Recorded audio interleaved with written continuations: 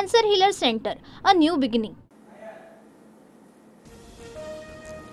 आपत्ती व्यवस्थापन समितीच्या नियमात बदल होणार. उपमुख्यमंत्री शिंदेंचा समितीत समावेश करण्यासाठी बदल करण्याचा निर्णय. यापूर्वी मुख्यमंत्री फडणवीस आणि अजितदारांचा होता समावेश.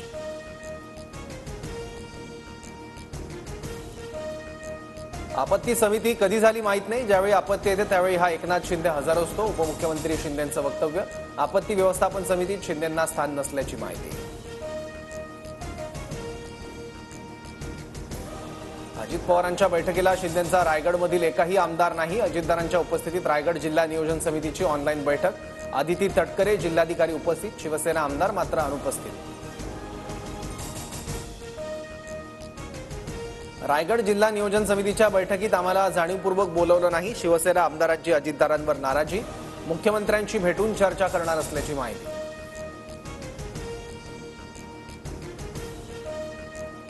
आमदार भरत गोगावलेंना बैठकीचं निमंत्रण होतं, मात्र ते उपस्थित राहिले नाहीत. अजित पवारांच्या कार्यालयाने बैठकीचं निमंत्रण न दिल्याचा दावा फेटाळला.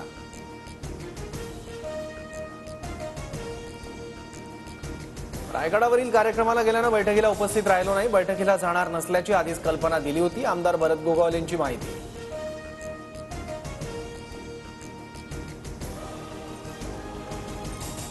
नाशिक रायगड जिल्ह्याला पालकमंत्री नाही म्हणून केवळ मंत्र्यांना निमंत्रण. आज पालकमंत्र्यांची बैठक नव्हती. उपमुख्यमंत्री एकनाथ शिंदेंकडून स्पष्ट.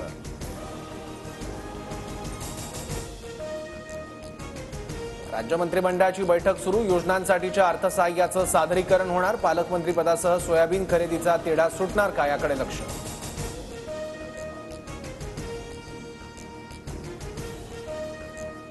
लाडका भाऊ आनंदाचा शिधासारख्या योजना करताना महायुतीचंच सरकार होतं. मग शिंदेंनी सुरू केलेल्या योजना फडणवीस बंद करत असतील तर शिंदेंनी आवाज उठवावा. संजय राऊतांचा निशाणा.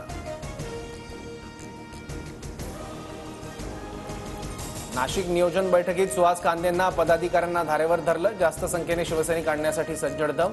14 फेब्रुवारीला नाशिकमध्ये शिंदेंच्या आभार सभेचं आयोजन. Cancer Healer Center, a new beginning.